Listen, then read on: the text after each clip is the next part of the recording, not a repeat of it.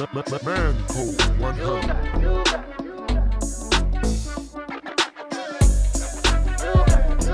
What up, everybody? Mancode 100. Hey. Always keep your head up, no success, it ain't far away. No matter how hard it gets, yeah, don't let time pass by. Yeah. You know somebody's watching you. They're learning something new. The weight has got brother? you sinking. The pressure got you thinking. You're feeling like you're stuck, but you gotta move on and Hey. When you're feeling down and you wanna give up, just know make today better than yesterday. Hey. Be strong and keep holding on because just know that you got it. What up, y'all? Your boy Q Parker is in the building. Welcome to Mancode 100, the show where we just keep everything 100, but we talk about all the things that are necessary for men to be able to operate at optimum level. So if you've never been on one of our shows, man, I want to just welcome everybody. This has been an amazing journey for me. Just going through all of the things that I've endured and being in a position where I just want to share. You know, I said it in our last live that, you know, we abide by this code for whatever reason. We have, you know, grown accustomed to this vibe of the man code being, you know, the keeper of secrets and all of those things. Well, you know, we are ushering in a totally new mindset. And that mindset is, you know, what are the true definitions of upholding the man code? And in my opinion, I believe, you know, through the work that I've done and what I've gone through, I believe that it is, you know, being in constant pursuit of purpose, being present in all of your being present with your relationships, being active in the community, truly being my brother's keeper. A lot of times people say, man, what does that even really mean? You know, and these are the things that we are going to talk about here on Mancode 100. I have an amazing guest that is going to be coming in a little bit later. Really good friend of mine. And, you know, I'm a fan first. And then we were able to build a great relationship. But, you know, this journey for me has just been, it's been a great one. And, you know, I wouldn't change any of the things that I've gone through personally, because had I not gone through these things, I would not be the man that I am today. And I would not have, been able to mature in the way that I have. One of the things that I live by, I read this book a few years ago, by Dr. Kunjufu, and it talked about, there are 3 stages of manhood. There is malehood, boyhood, and then ultimately manhood. Malehood is simply gender based. You know, penis, vagina. You identify as male, so that is malehood. And then we go to the second level of these stages is boyhood. Boyhood is this stage where, you know, you feel like all things are deserving of you. You know, serve me. What can I get out of this? You know, how do I benefit? You know, it's selfish in a way. It's self-centered in a way.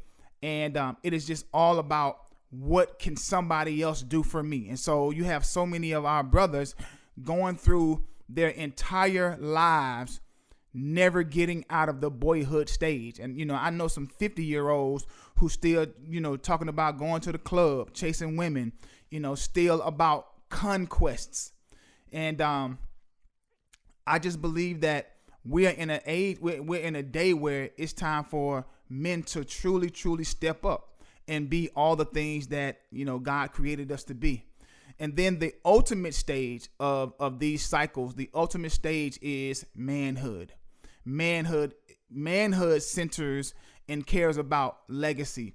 Manhood cares about, family. Manhood cares about, wealth generationally. Manhood cares about, what is going to be spoken about me when I'm no longer here.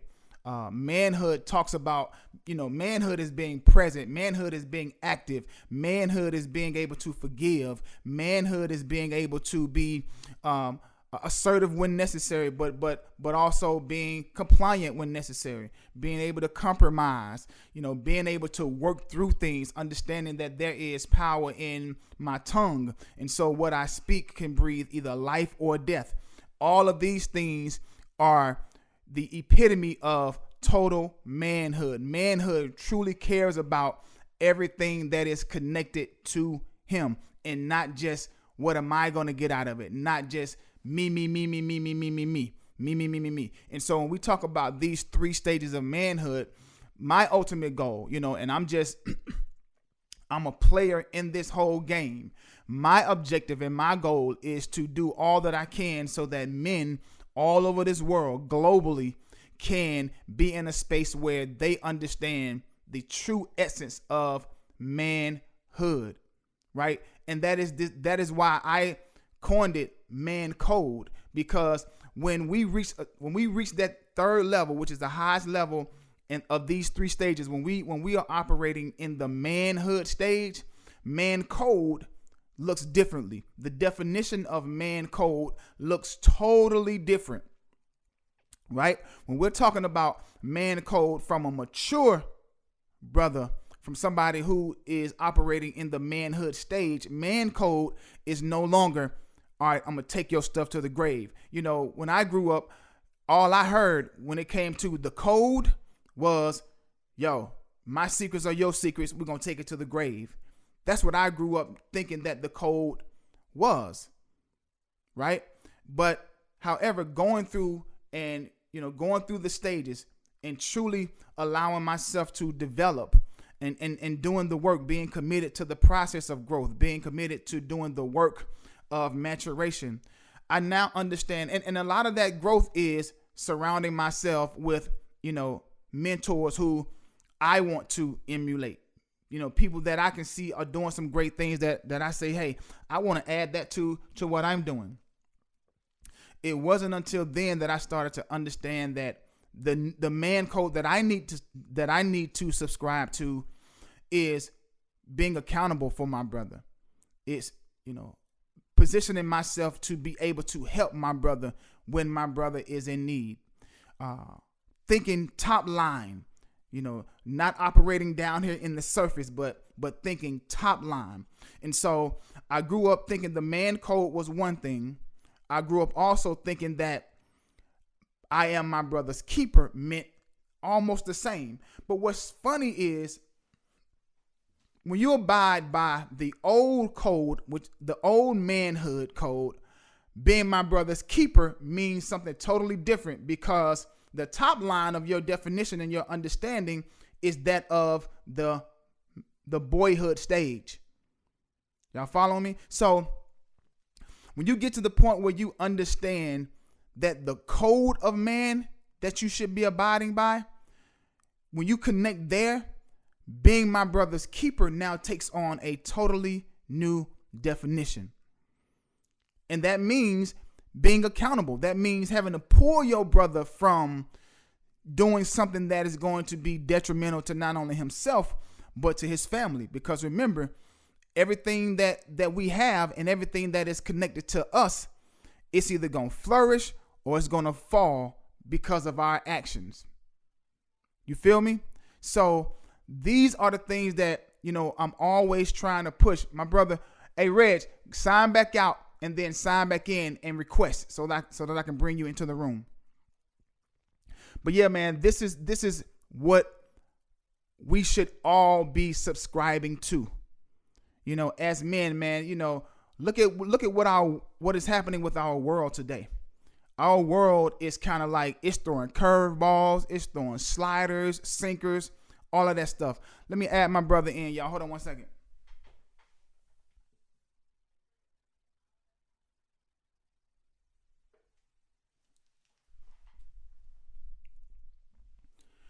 all of those things. I lost my train of thought. However, I want to introduce, man, somebody. Let me, man, I'm gonna get my production game up to where I'm gonna have sound effects and all of that stuff, man. Because right now, I would be doing like an incredible drum roll. This guy is somebody that I've been a fan of for years, and it kind of dates back to my connection to the state of Alabama. I grew up in Birmingham, and so my grandfather lived right across the street from Legion Field. And so as a youngster, he would take us over to Legion Field all the time. And I just fell in love with the football team, University of Alabama. And as I continued to get older, I just followed and I followed and I followed. And this young guy that I'm about to introduce, he played for Alabama some years ago. Linebacker, which if you know anything about defense, the linebacker is in a lot of ways the quarterback on the defensive side. Won a few championships and went on to the NFL. Was drafted by the Buffalo Bills, and then his second team was the Kansas City Chiefs, which he won a Super Bowl. So not only is he NFL player, but he's a Super Bowl champ. And now he is a player. He now plays for the Detroit Lions. And I want everybody to just kind of, do what you do. But I want to welcome my brother, somebody that I am not only a fan of, but I just been kind of watching his moves. Everybody, man, I want to welcome Reggie Ragland, Super Bowl champ Reggie Ragland. What up, bro?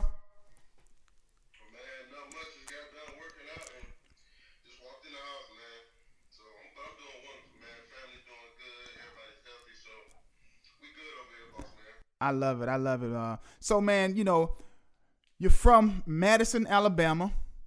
Tell everybody exactly like where is Madison as it relates to, the bigger cities of Alabama.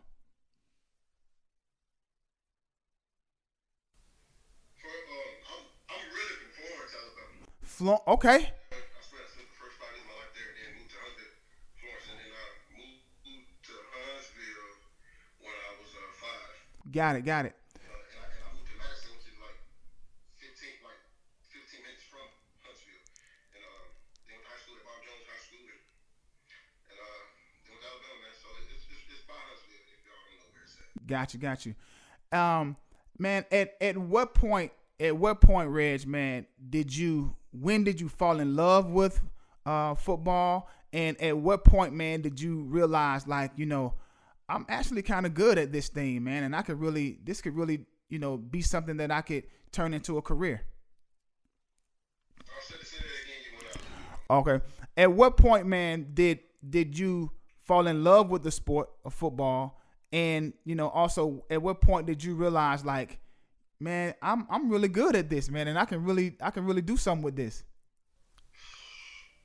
To be honest, man, I started playing when I was 5 because I've always been bigger than kids my age. So I started when I was 5, and then by the time when I was 7, I never forget this. I was in the kitchen, and my mom was cleaning and cooking and all that stuff. And I told her one day, man, I'm gonna make sure you start working. And she said, "It's all good and fine, but get over there and dry the dishes off." Man, like I say, by the time I was 7, man, I just knew I had it. Yeah, and like, if you know my dad, you let him tell, he knew I was gonna be in the pros way before I was born. So, man, it's been instilled because everybody in my family was a damn good athlete. If that makes sense. And everybody had the opportunity, but things don't work out the way it should be. And if anybody knows my dad, he pushed me to become better than what he was as a man. Like my dad's a wonderful father. He's been there with me since day one, and I'm very appreciative. I got homeboys who were just as good as me, but didn't have that guidance or somebody to push them like my dad was. And to be honest, if I didn't have my dad, I don't know where I'd be right now. To be honest with you, like the way he pushed me since I was a kid, but I wanted to do all of those things. And by the time I got out there and I was playing, and some days I was like, man, I don't want to do this. But he'd be like, man, you got me out here for a reason.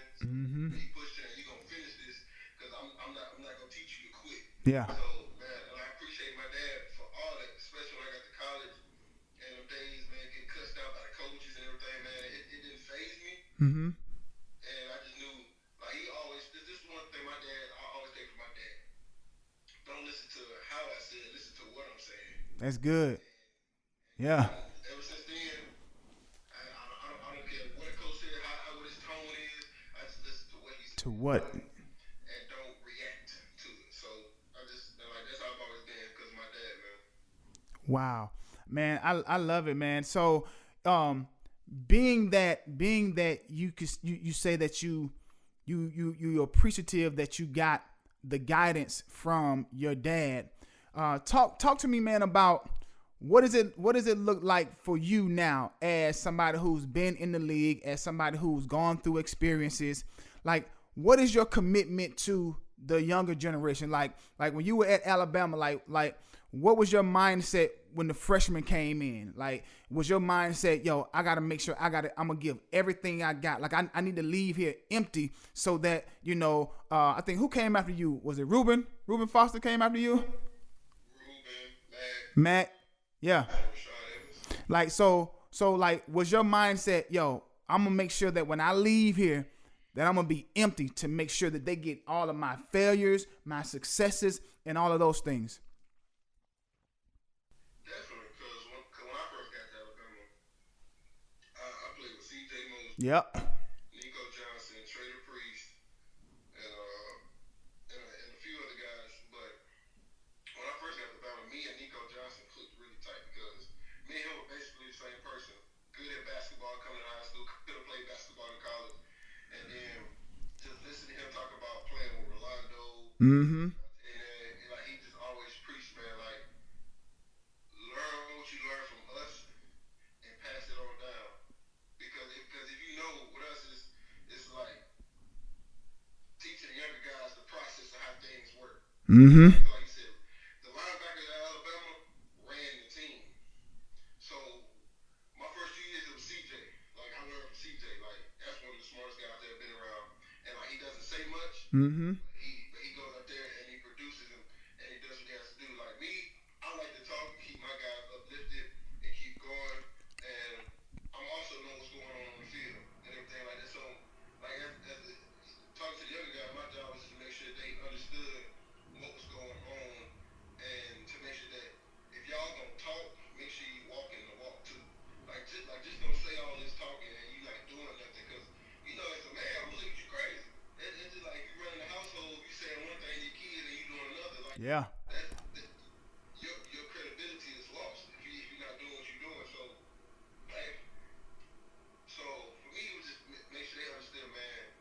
Make sure you go to class and make sure you do what you're doing on the field and learn what's going on. It's cool to joke around. Like if anybody know me, I'm gonna joke around. Yeah. When it comes to this football, man, I'm gonna understand what's going on and I'm gonna make sure my guys get lined up on the field. Cause that was my thing. Like I always told my coaches, you ain't gotta worry about the big guys. I'm gonna make sure they get lined up. Cause if I got them lined up, everybody else can play off each other in the back end. Yeah. I don't see the plays or hear the plays unless you tell them what's going on. Mm-hmm. Get them lined up, we gonna be alright in the back because we can just call something and we gonna be on the same page. We gonna go on about our business. Yeah. Like I said, we man to make sure everybody understood what was going on and understand that like you gotta do the right things to be successful. Absolutely, man. I love when you talk about walking the walk, talking the talk, but then also walking it. When we talk about manhood, I believe, man, that when God created us, right, there were specific responsibilities that came with the first time we took a breath, and part of that is understanding that you are an example. And so a lot of times, man, our guys will be out here just doing stuff, acting irrationally, not even knowing that eyeballs are always on you. How do you feel, man, as it relates to knowing that every move you make, man, somebody is watching you, whether it's somebody in the neighborhood, whereas that may be the little kid that may be looking up to you, as you just spoke about, underclassmen coming in behind you. What is it like for you, man? And do you fully accept that responsibility of knowing that every move I make, there's somebody that's watching me?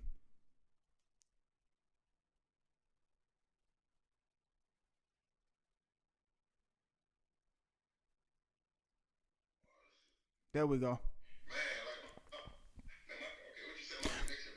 No, you good. I was saying, understanding that, as you said, you know, as you talk, you have to walk. Realizing that eyes are always watching. People are always watching. The kids are always watching. You know, those of us that are married, our wives are always watching, no matter what the situation is, even through anger, through frustration, all of that, they're always watching. And we have to subscribe to, as we go, everything connected to us goes. So just talk about how, you know, accepting that responsibility has been for you. For me, I like when the pressure's on me because it takes pressure off everybody else. So like I don't mind, like football instance, I don't mind getting cussed out or anything like that. But I know from where I'm from, like today I went to the grocery store, like 5 or 6 people stop me, say, "Hey Reggie, how you doing, Reggie?" Stuff like that. And then you know how it is when somebody recognize you, but they don't say nothing, but you can hear them talking about you. Yeah. Eyes are always on me, and like I try to set the best example that I can. I know I'm not perfect. I'm far from perfect, but I know if a kid is watching me, especially from where I'm from, like I host the camp every year. So, and like I'm starting my own foundation here and all that to get the kids to understand, man. Like you're not always be in the best situation, but you can always make it out through hard work and determination and believing in yourself. Because you know nowadays, some kids' parents, man, are preaching it to them like you can be better than me, you can make it out, you can do that. And like my job, I just want to let them know, man, you can make it out in any circumstance that you want to make it out. Mm-hmm. Give yourself, and it's just not gonna always be in sports. Yeah. Some of y'all kids are smart as hell, but you gotta believe yourself and say, hey man, I want to go get a scholarship, Mm-hmm. be an engineer. Like I want to work hard, I want to do this, and I want to do that. But the way you do that is applying pressure and trying to put yourself in that position. Mm-hmm. And like me, like I had teachers that always told me, like you gotta have a backup plan. You gotta have a backup plan. Like it's cool have a backup plan for me in my head, but I knew what I wanted to do. And for me to reach my goal, I knew I couldn't focus on no backup plan because it would distract me from the plan that I Mm-hmm. in front of me, which is play some type of sport. Because like I said, I've been in the same site in the highs since I was 12. I've been 6'2" since I was 12. Yeah. Been wearing size 14 shoes since I was 12. Like, I started varsity in 8th grade in basketball. Was gonna play football in 8th grade. So like I knew what I wanted to do, but I wasn't gonna let nothing stop me from doing it. Mm-hmm. I tell kids all the time, and I don't mind telling people this. I had a 3.0 GPA coming out of high school. But me and standardized tests, horrible. And all I needed was a 16 to make it on to pass the ACT. I took it 4 times just to get a 16, which I'm cool with telling that because I put the hard work. I tried it in. I got it on my own. I didn't get in by the fluke. I tried and then if it wouldn't have worked out, I could say I tried. Mm-hmm. I could do something else. It didn't work because I can't let nobody take that away from me unless I take it away from myself. Yeah. And look, then I ended up going to college, ended up graduating a couple semesters early. I got my degree before I left school, and I done lived out every dream that I wanted to by hard work and effort, man. Yeah. And like you're not gonna always be the smartest, which I never was. And I was always one of the biggest and fastest, but my effort in the classroom, man, got me by. Yeah. I'll never forget, God rest his soul, my 9th grade teacher. I was horrible at biology. Horrible. And that man stayed with me every day until I passed biology. Wow. It's because I wanted to, and like I told him constantly, like I didn't understand what was going on. He said, Reggie, you need to stay, I'll stay. Sometimes man, I was late for practice, trying to understand what was going on, which, man, I'm trying to pass, like I always had pressure on me as a kid growing up, because everybody knew who I was. Everybody thought I was going to play something professionally. And like, everybody was always in my ear and everything like that, but I didn't want to let nobody down. My biggest fear is not being successful. Yeah. Yeah. And keep being more successful. Like, man, this is so much I can really say, but I just knew, man, hard work was going to get me to where I wanted to go. You know, you just exemplified one of the things that, you know, that I hold to men, and that is being transparent. A lot of times, you know, it's easy to just shoot from zero to the success. And a lot of people are too embarrassed or just want to leave out the parts of struggle. But one thing I know with me having a men's organization, Brothers United of Atlanta, men relate to men, and you got to be all the way real. That's why we label this Mancode 100, because when you are not 100, men can peep that out off the jump. When you faking and when you pump faking, man, you ain't real. And so to hear you talk about, hey, listen, I took it 4 times. I did this. Yeah, I failed. I did this. It speaks to your hard work. It speaks to your determination. And it also speaks to where we have to be as men, because, being real with you, man, the agenda is set up for us, for men to fail, and especially black men. It is set up. And so if you don't do nothing, you already positioned to fail. And so when you talk about the Reggie Raglands of the world and all of these different people, what is the determining factor that made them overcome the obstacles and the agenda that's already set against them and us? It's hard work. It's laser beam focus. It's being transparent with the process. It's embracing the process. One of the things, man, that I've taken and embraced in my life is the process. I'm Alabama all day, but I love when Nick Saban always talks about the process, because when you are committed to the process, man, you're easily able to live with the results. And if you're committed and putting in the work, bro, a lot of times the results are going to be positive and in your favor. Because like you said, with Coach Saban, man, it was so many. I ain't never seen so many talented guys on one team. Yeah. But then a lot of guys get caught up in. Okay, so for instance, for me, I didn't play my first 2 years in Alabama. Man, like everything with me is just I've always struggled and then came out on top. Overcame it, yeah. My first 2 years, I struggled trying to learn Coach Saban's playbook, man. I'm not gonna lie, I struggled. But then going into my junior year, it's a coach named Kendall Moorhead. Mm-hmm. I mean, him always talk, man, and he was just like, man, if you're not playing by your junior year, you can go and cancel Christmas at Alabama and go and get ready to go somewhere else. And that just always stuck out with me like my sophomore year, man. And then going into my junior year, finding out my mom was a diabetic, my dad ended up having a stroke, and this is all in like a month or 2 months span. Yeah. And so in my head, man, I ain't got no choice but to buckle down. So I made a promise to myself, man, was I was gonna isolate myself, understand this playbook, and ask my coaches more questions. Mm-hmm.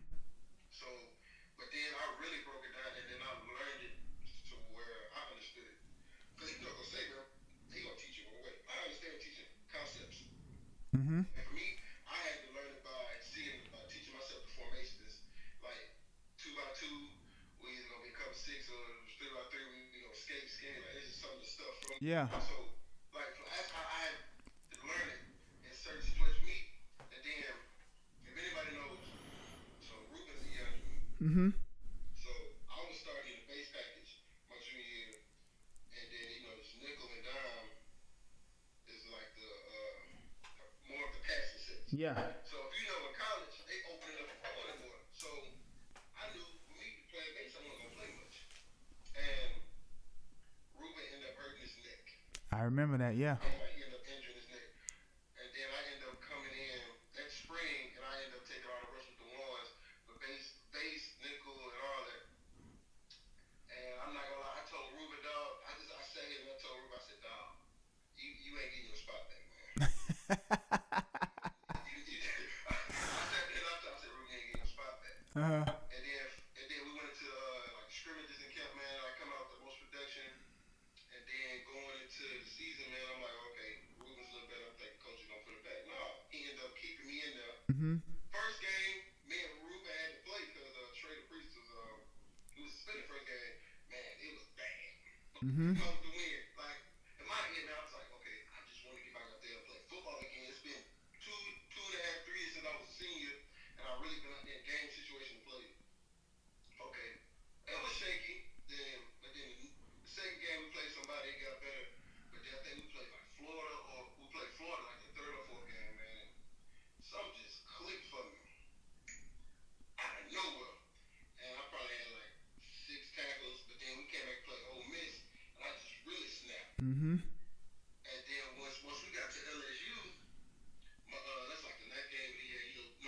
Yeah. Man, people come to me like, man, Richard, man, you know you projected first round. I'm like, what? In my head, man, I just want to get back out there and play football and just get back and just doing what I was doing.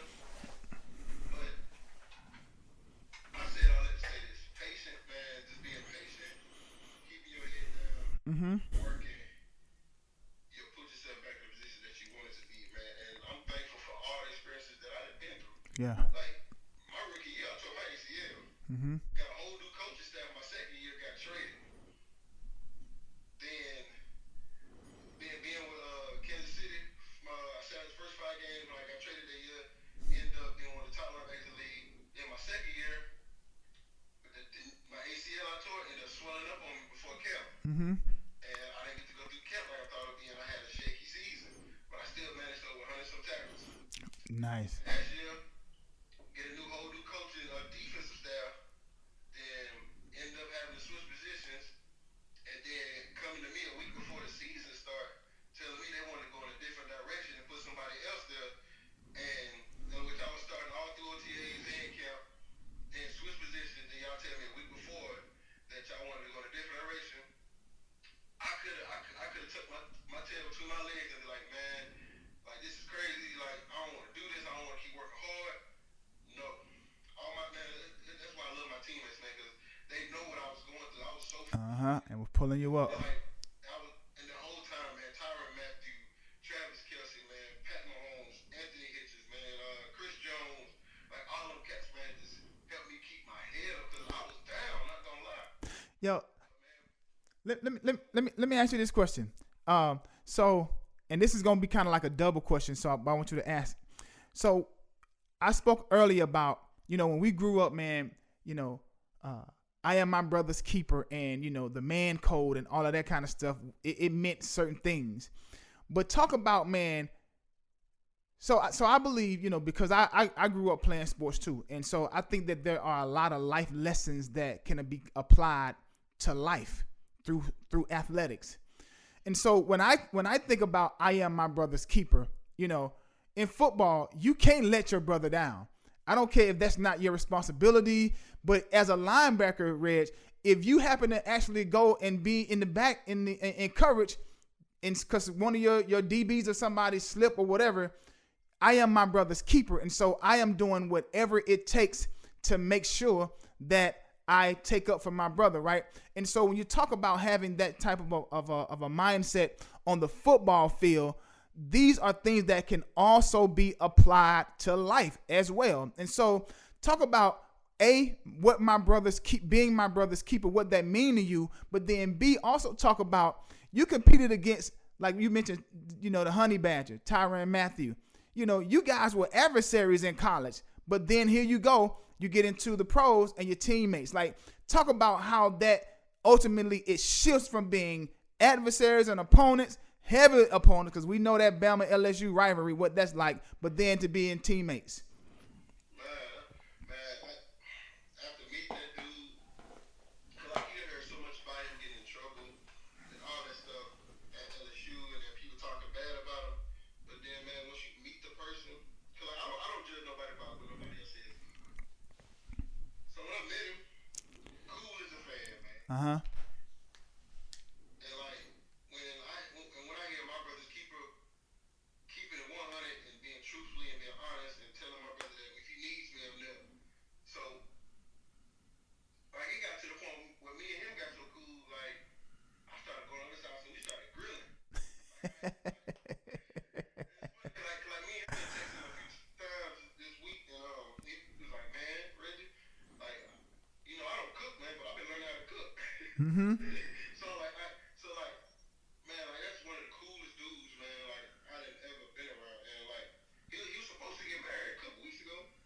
Didn't get a chance to go, this stuff going on, man. But like I said, man, he one of the coolest dudes, man. I've ever been around, and like he was one of the first ones to hit me up knowing when I was leaving. Mm-hmm. First ones, like him and Travis Kelce and all them cats, man. So man, like like I told him, like I will always be there for you, dog. It don't matter where it's at. If you need me, I'm coming. Like, and one thing about me, if you my friend and I'm coming, like you tell me you need me to be somewhere and I can be there, I'm there. Yeah. Ain't nothing fake about it. That's If I can't make it, That's being 1,000. Yeah, yeah. That. And I straight up told him that because like I know I can talk to him about anything. Mm-hmm. I need to call him right now about something. I can call him. Yeah. So like that's my dog. And after only being in for one season, like I can honestly say that's a lifelong friend. Yeah. It goes to show you that. And I'm always that guy that comes from the origin. There are certain things that I know that men are equipped with that just came to us. If we are a manual, these are the instructions that came with manhood. We are innately magnetized to one another, right? It's these other things, these other variables that make us take sides and make us separate, and make us start to live with what side of the tracks you came from, what school you play for. Nah, you went to Auburn, so I don't fool with you. But at the end of the day, real always recognize real. So that even when when that clock hit 00 in the Iron Bowl, that's still my brother, regardless, man. And that's a testament to who we are as men, and how God created us, man. So I love when I hear stories about, regardless, when you take everything off the table, I look at you as just my brother. You're just a man like I am. I understand you. I'm gonna be here for you, and for you to say out of your mouth, Reg, blindly, whenever you need me, I'm going to be there, man. That's really what being my brother's keeper really, really is. I don't even care what it is you ask for. When you call me, just know I'm on my way, and I'll figure out the rest when I get there. But I'm on my way. Yeah, definitely. Like I'm on the way. Like his son, Tyron Jr. Like that's my guy. It's like, and every time I see him, he always gonna come up to me, hit on me. We play around, mess around. So his beautiful wife Sydney, man, and they just had a beautiful little girl. So that's my family for real, man. Like I'm there for my guy regardless. I'm there for him. I love it, man. One more question, man, before you get out of here, man. Talk about, now being all of us in quarantine, and one day soon you're gonna get the call, Reg, that says, all right, we ready to report back to, regular activities. What have you been doing, man? And what type of mindset, man, does it take as an athlete that can be applied in life of just the work ethic, man? Because you just don't win no Super Bowl just by just rolling up and just, doing what's asked of you, doing the mandatory workouts. And so talk about, what are you doing now, man, in quarantine to make sure that, A, you don't go back into camp out of shape, you don't go back into first day of practice, exhausted. Like, what are you doing, and what type of mindset does it take, man, to still continue to operate at Super Bowl level? Man, I've been working out. Me and my trainer, we been getting to it. Like today, for instance, man, we had sprints today. Mm-hmm. Like some were short, like 40-yard bursts. Mm-hmm. Bursts, maybe 50. We had like a 100-yard sprint. So we've been getting it, working out, lifting every day. So just eating the right things, man, and just making sure that we working and we practice social distance, which we is. Mm-hmm. But it's cool, man, just to be able to say, man, I got somewhere to go and just keep my mind off everything that's going on right now. Mm-hmm. And like outside of just working out and stuff like that, like I'm trying to find ways to start up a business and put my money in a great place. Yeah. And long distance, so me and my friends around, we talk every day. Good. About what can I do. So like I'm getting my portfolio and stuff together now. So Yes. I'm being an adult for once, cause like my whole life I've always had people doing stuff for me. So now it's time for me to just grow up and just learn things, man, and just understand terms of business, because they really don't teach us that as black men or athletes. Mm-hmm. And so the reason I want my financial advisor, because the first thing he told me, said, man, Reggie, before we invest a dime in anything that you got going on, I want to teach you, help you understand what we're doing. Yeah. Rather than just start throwing your stuff all around. So that's why I appreciate the guy that I'm with, and plus he's a younger guy too, so that's somebody I can grow with in the future. Yeah. Get old with, instead of just getting somebody who's already 60 and 70 years old. Uh-huh. Yeah. That's what it is. And I'm just hypothetically speaking. So I like the guy that I'm with. So it's fun, man. So it's cool. I got my goddaughter here with me.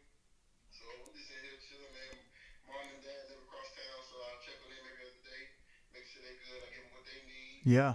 They're quarantined, so I'm good, man. I'm in a great space, and when it's time to go back, I'll be ready. Detroit sent me my playbook, so I've been studying that. So Doing the work. it's time to go back and perform. So Doing the work. I'll be ready. Well, man, I appreciate you, man, and like we've discussed during this session, man, that I'm available, bro. Like I said, I look at you, man, not only as a little brother, man, but I'm a fan. I follow you, man. I'm always trying to stay connected to you. You're going to continue to get those text messages from me, man, that's just saying, hey, sending love, don't want nothing. But, man, just know that, I'm rooting for you. We're rooting for you. I look forward to you having an amazing upcoming season.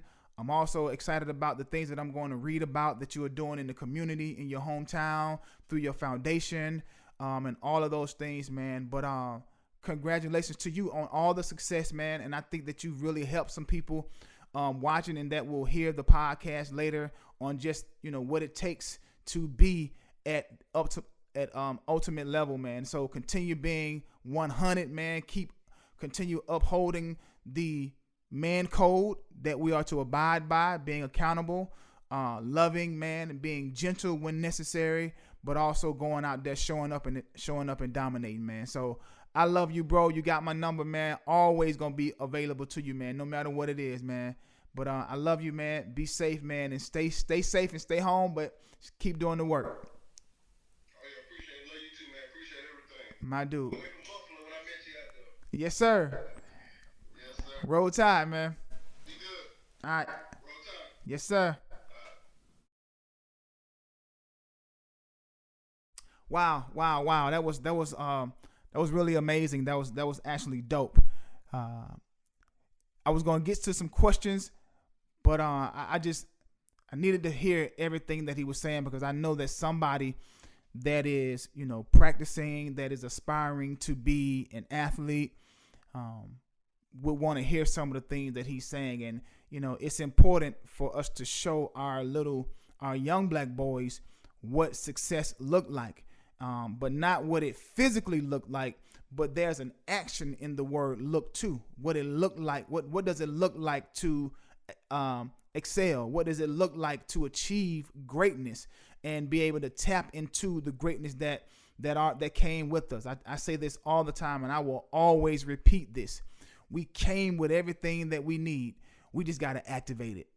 We came with everything we need. We just have to activate it, man. So I hope that you guys have enjoyed today's episode. We are going to be here every Tuesday and Thursday at 2:00. And we're just going to continue diving deep and just talking about what is the definition of Mancode, and really what does it look like? What does it feel like? What does it sound like? Who does it look like? And not only talking it, but walking it too. So man, I want y'all to have an amazing Thursday. Be well, and I'm gonna see y'all on Tuesday. All right. No matter what it is, to my men out there, you got it. No matter what obstacle, no matter what is before you, understand, you got it. All right. I love y'all, man. Be great. Hey. Always keep your head up. No success, it ain't far away. No matter how hard it gets, yeah, don't let time pass by. You know somebody's watching you. They're learning something new. The weight has got you sinking. The pressure got you thinking. You're feeling like you're stuck, but you gotta move on and know. When you're feeling down and you wanna give up, just know. Make today better than yesterday.